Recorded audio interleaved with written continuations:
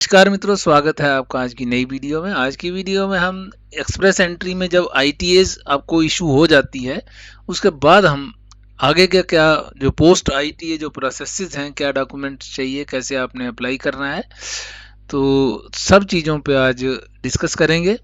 तो वीडियो में एंटर करने से पहले जिन्होंने चैनल को सब्सक्राइब नहीं किया, चैनल को सब्सक्राइब कर लें और बेल आइकन प्रेस कर दें और साथ ही साथ वीडियो को लाइक एंड शेयर जरूर करें, जिससे कि चैनल की रीच और लोगों तक भी हो सके। तो आइए आगे बढ़ते हैं।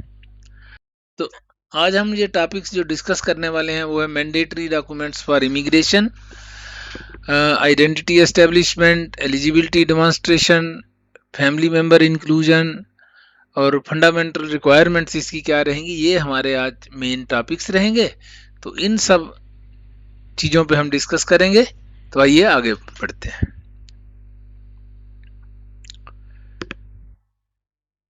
अब इसेंशियल क्या है? सबसे पहले हमारा है एक इम्पॉर्टेंट डॉक्यूमेंट जो है वो है वैलिड पासपोर्ट। पासपोर्ट हमारे पास होना चाहिए जिसकी एटलीस्ट 6 मंथ्स की वैलिडिटी हो। Proof of identity and nationality, normally passport ही चलता है।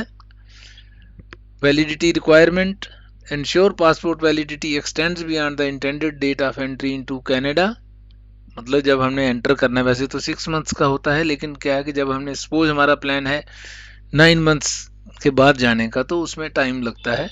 तो इसलिए उसकी वैलिडिटी जो है वो ज़्यादा होनी चाहिए, कि प्रोसेसिंग टाइम भी है। उसके बाद जब तक पता चले कि वीज़ा अप्रूवल हो तब तक पासपोर्ट की वैलिडिटी ख़त्म हो गई। तो वो एक उस पॉइंट को भी नज़र में रखते हुए पासपोर्ट की वैलिडिटी ज़्यादा रखिए। नेक्स्ट है birth certificate, requirement for all family members. कोई डॉक्यूमेंट जिससे आपकी बर्थ एस्टेब्लिश हो, डेट ऑफ बर्थ वगैरह, सर्टिफिकेट जो है वो एक चाहिए। आइडेंटिटी एंड रिलेशनशिप्स, इसके लिए आप चाहे पासपोर्ट की कॉपी लगाओ, चाहे कोई भी डॉक्यूमेंट जिसमें कि आपका रिलेशनशिप एस्टेब्लिश होता हो फैमिली मेम्बर्स का, वो भी आपको लगाना होता है। इंक्लूड्स डिपेंडेंट चिल्ड्रन सर्टिफिकेट्स, उनके हों तो वो भी आपने लगाने हैं अगर आप डिपेंडेंट चिल्ड्रन हैं। और comprehensive family assessment, this requirement indicates a thorough evaluation of the applicant's family situation। तो फैमिली के भी डॉक्यूमेंट्स वगैरह आपको तैयार रखने होते हैं। उसके बाद आता है language proficiency requirement in Canada. Mandatory requirements है प्रोफिशिएंसी इन इंग्लिश और French is essential. Approved language test, IELTS वगैरह आप दे सकते हैं, फ्रेंच का दे सकते हैं, जो भी आपका केस हो। इंग्लिश टेस्ट एक्सेप्टेड क्या है? IELTS general training and CELPIP general are recognized for English proficiency. French test हैं TEF, TCF Canada and PTE Core are the approved test for French. Validity of test results must be valid typically within 2 years from the test date। अब इसमें मैं इससे थोड़ा सा difference of opinion रखता हूँ कि जिसको आज इंग्लिश आती है वो 2 साल के बाद भूल जाएगा क्या, जीरो हो जाएगा? ये सब ऐसे ही है कि अगले बार फिर से दे टेस्ट और कमाई होती रहे, और कुछ नहीं है इसका मीनिंग। अब देना है तो करना पड़ेगा, अगर अप्लाई करना है तो करना पड़ेगा। 3-4 बार टेस्ट देना पड़ता है पूरे प्रोसेस में। स्टूडेंट जब जाना है तब करो, फिर उसके बाद जब वर्क परमिट लेने हैं उस वक्त फिर से रिक्वायरमेंट्स हैं कई, फिर उसके बाद PR के लिए करो। कई तरह के धंधे हैं इसमें, करना पड़ेगा बार बार, सिस्टम के साथ ही चलना है। उसके बाद अगर आपके फॉरेन क्रेडेंशियल्स हैं, फॉरेन एजुकेशन है, तो उसको आपने वैलिडेट करवाना है वहाँ की एजेंसी से। ECA verifies foreign credentials against Canadian standards for immigration. तो आपको वो करना WES वगैरह से, तो ECA से आप ये करवाना है। एजुकेशन क्रेडेंशियल असेसमेंट आपने करवा के इक्विवेलेंसी सर्टिफिकेट उनसे ले लेना है।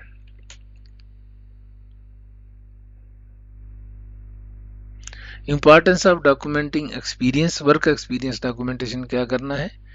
तो वर्क एक्सपीरियंस के लिए डॉक्यूमेंट्स आपको चाहिए। टाइप्स ऑफ एविडेंस रिक्वायर्ड, उसमें रेफरेंस लेटर्स हों, एम्प्लॉयमेंट कॉन्ट्रैक्ट्स हों, पे स्टब्स हों, जॉब डिस्क्रिप्शंस, ये सब चीज़ें चाहिए। तो जैसे अपॉइंटमेंट लेटर है, पे स्लिप्स वगैरह, ये सब जो चीज़ें, ये डॉक्यूमेंट्स आपके अमाउंट करेंगे towards your work experience. Reference letters specification, letters must be on company letterhead and include specific details about the applicant. Details in reference letters include job title, duties, employment duration, and hours worked per week. Verification contact information, employer's contact details must be provided for verification purposes. तो जो letter head होगा उस पर उसका जो address वगैरह भी printed होना चाहिए, जिससे कि आपको वो मतलब जिससे कि आईआरसीसी वगैरह जो भी एजेंसी उसको वेरीफाई करना चाहे कर लें। Understanding the police clearance certificates, जब आप पीआर के लिए अप्लाई करते हैं तो पुलिस क्लियरेंस भी आपको चाहिए कि कोई करेक्टर वगैरह सही है कि नहीं है, तो मैंडेटरी रिक्वायरमेंट्स है। रेजिडेंसी रिक्वायरमेंट्स के लिए भी ये चाहिए। Certificates are needed for every country where the applicant lived for 6 months or longer since age 18, सभी कंट्रीज का चाहिए। पर्पज ऑफ, और जितने फैमिली मेंबर इंक्लूड करोगे सबका चाहिए उसमें। Purpose of certificate, these documents are used to check for criminal records and assess security risk to Canada. Submission guidelines, original documents must be submitted as scanned color copies. No unauthorized copies are allowed. Consequences of non-compliance, submitting uncertified copies can lead to application rejection, emphasizing the importance of compliance. Photograph है, passport size photograph requirements, उसमें आप देख लीजिए जो website IRCC की website के ऊपर photo की स्पेसिफिकेशन बहुत क्लियरली लिखी हुई है और फोटो पे खास फोकस है, तो आप उसकी पूरी रिक्वायरमेंट्स वहाँ पे आईआरसीसी के वेबसाइट से देख के डाउनलोड कर लीजिए, उसके अकॉर्डिंगली फ़ोटो बनाइए और वही फ़ोटो आपने उसमें फिक्स करना है। स्ट्रीम स्पेसिफिक डॉक्यूमेंट रिक्वायरमेंट, अब किस स्ट्रीम के अंदर कर रहे हैं अप्लाई, उस स्ट्रीम के जो डॉक्यूमेंटेशन रिक्वायरमेंट्स हैं वो आपको पूरी करनी है। उसका एनालिसिस कर लीजिए, स्टडी कर लीजिए क्या क्या रिक्वायरमेंट्स हैं, उसके अकॉर्डिंगली आप करें। जैसे पीएनपी में कर रहे हैं या उसमें किसी ट्रेड में कर रहे हैं तो उस ट्रेड की क्या रिक्वायरमेंट्स हैं। स्किल्ड वर्कर्स, अपने जो स्किल लेवल क्या है, क्या स्पेसिफिकेशन उसमें क्या पूछा गया है, उसके अकॉर्डिंगली क्या रिक्वायरमेंट्स हैं, वो सब आप फुलफिल करके फिर फाइल अपनी तैयार कीजिए। इम्पॉर्टेंस ऑफ कंप्लीट एप्लीकेशन, और एप्लीकेशन आपकी कंप्लीट होनी चाहिए। अगर एप्लीकेशन में कमी है तो रिजेक्ट हो जाएगी, फायदा नहीं होगा, आपका पैसा वेस्ट जाएगा। कई बार तो आपको आ जाता है वहां से कि ये डॉक्यूमेंट्स आपके कम हैं, आप कोई कमी हो तो वो एक बार पूछते भी हैं, बट आजकल टाइम थोड़ा सा वो चल रहा है कि हो सकता है आउटराइट रिजेक्शंस भी होती हैं। जैसे 23 लैक्स या 2.3 मिलियन एप्लीकेशन जो पिछले साल में रिजेक्ट की हैं इन्होंने, जो कि एक बहुत बड़ा नंबर है। 23 लाख कैंडिडेट्स की रिजेक्शंस हैं टोटल एक साल के अंदर, तो वो जबरदस्ती भी रिजेक्शन हुई हैं, जरा सी कमी किसी में दिखी हो तो रिजेक्ट हो गई हैं फाइलें। इस तरह से हो जाता है। जब आपको मास रिजेक्शंस निकालनी है तो क्या करोगे, इसी तरीके से निकालोगे कि फटाफट करते जाओ। तो ध्यान से अपनी एप्लीकेशन लगाइए ताकि कोई गुंजाइश ना रहे।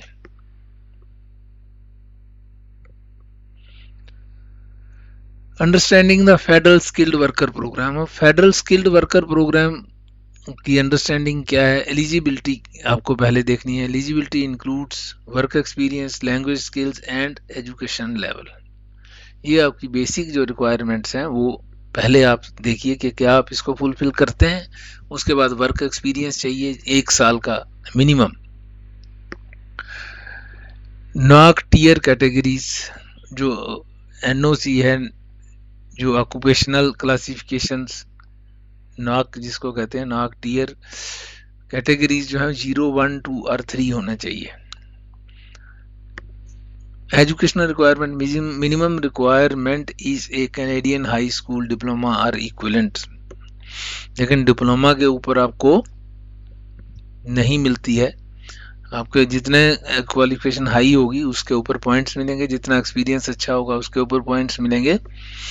तो 12th बेस पे मैट्रिक डिप्लोमा वगैरह ये सब नहीं बेनिफिशियल आज की डेट में। जब 500 से ऊपर पॉइंट्स जा रहे हैं CRS पॉइंट्स, तो ये चीज़ें मैटर नहीं करेंगी। आपका एटलीस्ट ग्रेजुएशन होनी चाहिए, बैचलर डिग्री होनी चाहिए, एक्सपीरियंस अच्छा होना चाहिए, एज के पॉइंट्स होंगे, वो सारे पॉइंट्स आपके आप कंपेयर कीजिए, CRS पॉइंट्स को कैलकुलेट कीजिए, कैलकुलेटर्स नेट पे बहुत सारे हैं, उसमें कैलकुलेट कीजिए, फिर जाके होता पॉइंट्स फॉर हायर एजुकेशन। अगला पॉइंट वही है कि हायर एजुकेशन जितना होगा उतने पॉइंट्स आपको मिलेंगे और वही बेनिफिशियल है।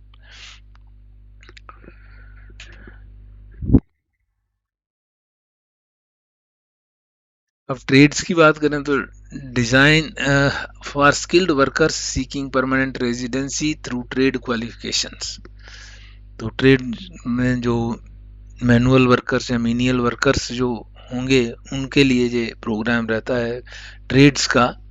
तो वर्क एक्सपीरियंस रिक्वायरमेंट्स, इसमें applicants need 2 years of full time experience. Skilled workers में 1 year का था FSWP में, इसमें ट्रेड वाले में 2 साल का चाहिए। Skilled trade in the past 5 years।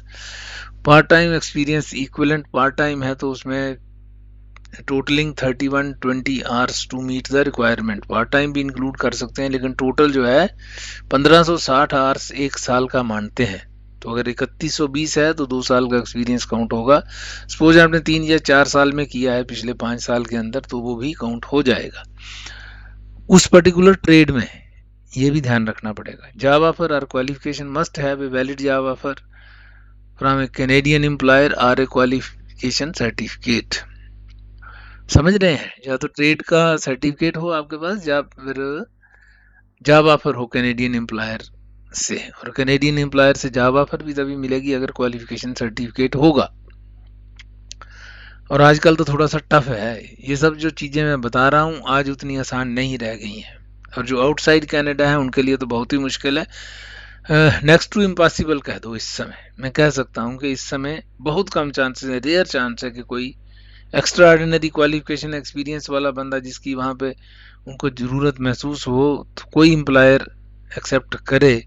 तो बात दूसरी, अदरवाइज वहाँ पे इन कनाडा जॉब्स की भी स्केर्सिटी है।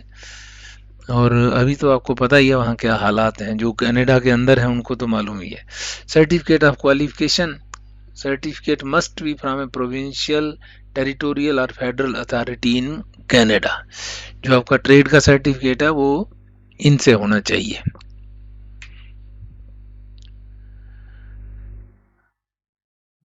अब आता है कैनेडियन एक्सपीरियंस क्लास, जो एक्सप्रेस एंट्री की एक मेन कैटेगरी है, Canadian experience class.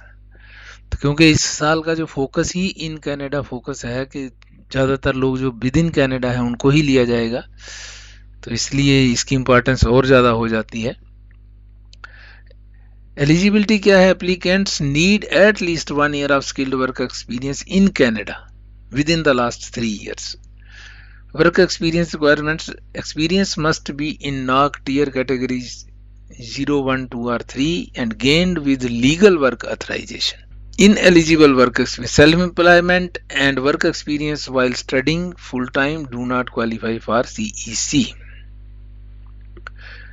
Permanent residency pathway, CEC offers a pathway for skilled workers in Canada to become PR. ये तो सिंपल ही है। Application process, eligible candidates can apply online through the immigration IRCC portal. चलिए, ये इतना important point नहीं है। अब document format and translation guidelines, ये भी एक बार देख लो। Importance of document format, adhering to the specified document format is crucial for a successful application. Translation requirements, all submitted documents must meet translation requirements for clarity and compliance. जैसे किसी का अपने कंट्री की किसी लैंग्वेज में हो, for example India से हिंदी में है, उर्दू में है, कोई दूसरे कंट्री से या कोई भी लोकल लैंग्वेज में है, चाइनीज़ में है, तो उसको इंग्लिश में ट्रांसलेट करना पड़ता है।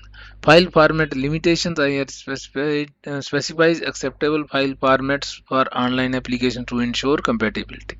वो आप उसमें देख सकते हैं कौन सी फॉर्मेट क्या है, PDF वगैरह डाक फाइल है क्या है, वो सारा वहाँ पे आप जब अपलोड करेंगे उसी वक्त आ जाएगा। फॉर्मेट गलत होगा तो वो लेगा ही नहीं। साइज की लिमिटेशंस हैं, वो अगर ओवर साइज होगी तो वो फाइल आपकी अपलोड नहीं हो पाएगी।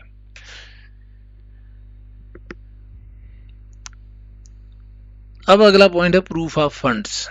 आपको प्रूफ ऑफ फंड्स देना पड़ता है कि जैसे आप दूसरे कंट्री में है, अगर आप विद इन कनाडा हैं, जॉब ऑफर है आपके पास कुछ है, तो फिर इसकी रिक्वायरमेंट कम हो जाती है।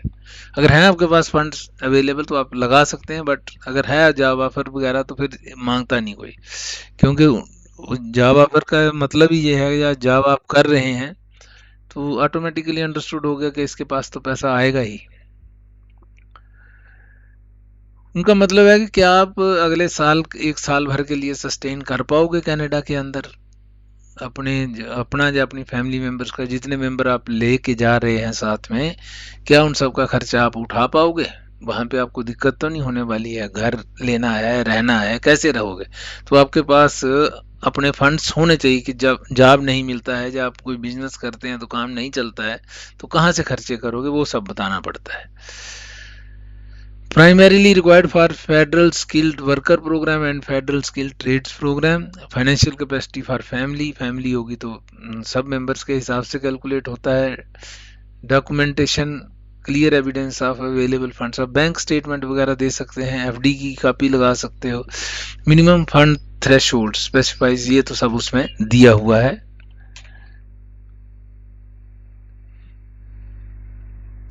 Eligibility criteria. All applicants must meet Canada's health and security standards as part of eligibility. Medical examination होता है, पुलिस क्लियरेंस सर्टिफिकेट चाहिए, फैमिली मेंबर्स जो इंक्लूडेड हैं उनका भी हेल्थ और ये जो है police clearance certificate, medical examination वगैरह होंगे। ये सब डॉक्यूमेंट जब आपके पास हो गए, आपने इकट्ठे कर लिए, prepare documents for submission, upload documents to the portal, double check submission, अच्छी तरह से चेक कर लीजिए, और टाइम लगता है वो फाइल बनाने में, करने में। Core documents overview, individual circumstances आप अपना बना सकते हैं, उसमें SOP वगैरह लगा सकते हैं उसमें बना के, सारा जो सिस्टम है आपका। तो उसके बाद पर्पस ऑफ एडिशनल डॉक्यूमेंट्स, अगर आपने कोई एडिशनल डॉक्यूमेंट लगाए हैं तो उसका भी स्टेटमेंट ऑफ पर्पस बना के पूरी डिटेल में लेटर ऑफ एक्सप्लेनेशन बना के उसमें फाइल के साथ लगाइए, ताकि जो वीज़ा ऑफिसर है उसको समझ आ जाए कि भाई कहानी क्या है। अगर आपने बनाया होगा प्रॉपरली तो उसको समझ आ जाएगा, वो दिक्कत नहीं होती है। रिजेक्शन के चांस, अगर आपने डॉक्यूमेंट्स प्रॉपरली नहीं लगाए हैं, डॉक्यूमेंट लगा दिए और एक्सप्लेन नहीं किया भाई क्यों लगाया है, क्या है इसका, क्या मीनिंग है, क्या क्या आपने हो सकता है जो वीज़ा ऑफिसर है आपके डॉक्यूमेंट चेक ही ना करे, आपका जो लेटर ऑफ एक्सप्लेनेशन है, जो SOP जो आपने लगाया है उसके ऊपर ही देख के अगर आपको उसको क्लैरिटी होती है तो वहीं से फाइल आपकी अप्रूव हो सकती है।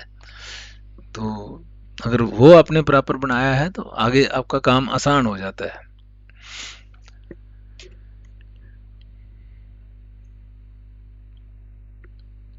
इंपॉर्टेंस ऑफ डॉक्यूमेंट चेकलिस्ट भी लगानी है ताकि वीज़ा ऑफिसर को आसानी हो, चेक कर ले भाई, आपके लिए भी होता है कि क्या क्या चीज़ें मैंने लगाई हैं, क्या छूट गया, तो चेकलिस्ट इसीलिए होती है। तो गैदरिंग डॉक्यूमेंट्स इन एडवांस, पहले से डॉक्यूमेंट इकट्ठे कर लें, फॉर्मेट क्या चाहिए वो फॉर्मेट में डॉक्यूमेंट्स प्रिपेयर करें, avoiding delays and refusals, verify compliance to prevent, ये तो मैंने बता दिया कि अगर आप प्रॉपरली बनाते हैं, फाइल सब क्लियर करते हैं तो रिफ्यूजल वगैरह के चांस कम हो जाते हैं। Complete your express entry application, इस तरह से आप अपनी एप्लीकेशन को कंप्लीट करिए और उसको फिर सबमिट बटन प्रेस कर दीजिए। जब सबमिट हो जाएगी एप्लीकेशन, उसके बाद जो प्रोसेसिंग टाइम है थोड़ा सा समय लगेगा, उसके बाद आपको जो प्रोसेसिंग टाइम से, हम वीडियोस भी बनाते रहते हैं प्रोसेसिंग टाइम के ऊपर, बार बार वीडियोस शो करते रहते हैं, तो आप देख सकते हैं आपकी किस कैटेगरी में है, उस प्रोसेसिंग टाइम है उसका। और फिर एक्सप्रेस एंट्री पूल में जो है वो जैसे आपने आज लगाई, फिर उस जैसे आपको ITA आ जाता है, ITA के बाद आपका फिर एप्लीकेशन सबमिट हो गई, उसके बाद आपको फिर प्रोसेसिंग टाइम चालू हो जाता है कि किस कैटेगरी। आजकल तो टाइम लग रहा है, सीईसी में भी 5 महीने है, पीएनपी में लगभग 6 महीने है, जो एक्सप्रेस एंट्री के थ्रू है। उसके बाद जो नॉर्मल वाले हैं, वो अलग वीडियो होती है उसकी प्रोसेसिंग टाइम की, उसमें आप देख सकते हैं, देखते रहा कीजिए वीडियो। तो ये था टोटल एक्सप्रेस एंट्री एप्लीकेशन लगाई आपने। उसके बाद आईटीए आ गया, आईटीए के बाद आपने कैसे डॉक्यूमेंट सबमिशन करनी है और कैसे फाइल सबमिट करनी है। तो ये आज की वीडियो जो बहुत इम्पॉर्टेंट है आपके लिए। आप ध्यान से एक बार 2 बार इस वीडियो को देखिए, जिससे कि आपको ये नॉलेज हो जाए। उसके बाद आप ये अप्लाई करेंगे तो आपको बेनिफिशियल रहेगा, रिजेक्शन के चांसेस बहुत कम रहेंगे। फिर आज की वीडियो यहीं तक रखते हैं, मिलते हैं आपसे अगली वीडियो में। तब तक के लिए नमस्कार। चैनल को सब्सक्राइब जिन्होंने नहीं अब तक किया वो सब्सक्राइब करें, और बाकी सब लोग बेल आइकन जरूर प्रेस करें, जिससे कि आपको आने वाली वीडियो की इंटीमेशन भी मिले।